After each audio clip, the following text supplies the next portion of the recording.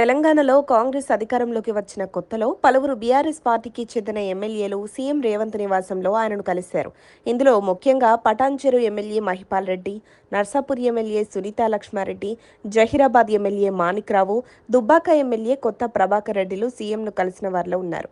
అయితే అకస్మాత్తుగా బీఆర్ఎస్ శాసనసభ్యులు నాడు సీఎం రేవంత్ను కలవడంతో సర్వత్రా చర్చకు దారితీసింది. ఈ ఎమ్మెల్యేలు మర్యాదపూర్వకంగానే సీఎం రేవంత్ని కలిసినప్పటికీ రాష్ట్ర రాజకీయాల్లో వీరి భేటీ నాడు చర్చనీయాంశంగా మారింది. ఓవైపు కాంగ్రెస్ ప్రభుత్వంపై బీఆర్ఎస్ నేతలు విమర్శలు గుప్పిస్తున్నారు.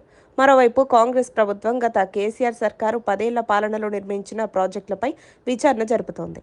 అక్రమాలు తేలితే బీఆర్ఎస్ బడా నేతలు త్వరలోనే జైలుకే అంటూ మంత్రులు, కాంగ్రెస్ నేతలు స్పష్టం చేశారు.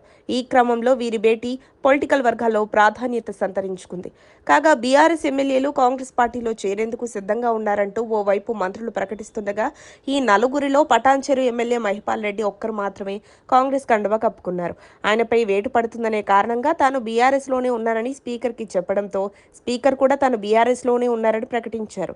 అయితే గత కొంతకాలంగా బీఆర్ఎస్ మాజీ ఎంపీ సిద్దిపేట ఎమ్మెల్యే కొత్త ప్రభాకర్ రెడ్డి కాంగ్రెస్లో చేరతారని ప్రచారం జరిగినా ఆయన కాంగ్రెస్లో చేరింది లేదు. దీంతో ఆ వార్తలు పుకార్లేనని తేలిపోయింది.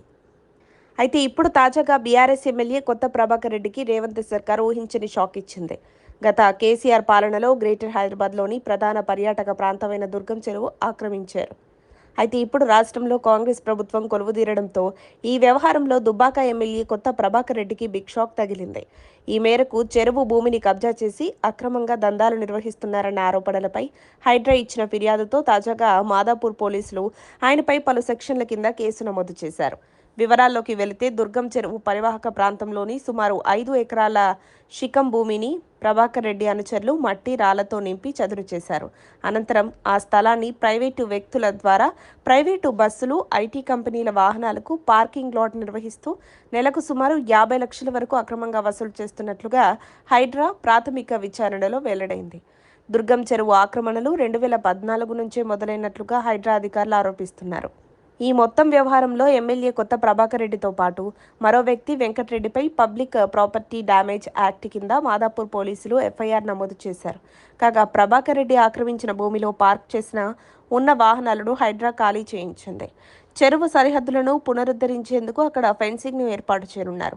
ఏదేమైనా కేసీఆర్ పాలనలో బీఆర్ఎస్ ఎమ్మెల్యేలు, మాజీ మంత్రులు చేసిన అక్రమాలు, ఆగడాలు ఇప్పుడు ఒక్కొక్కటిగా బయటపడుతుండడం బీఆర్ఎస్ను చిక్కుల్లోకి నెడుతుందని రాజకీయ పండితులు వ్యక్తం చేస్తున్నారు.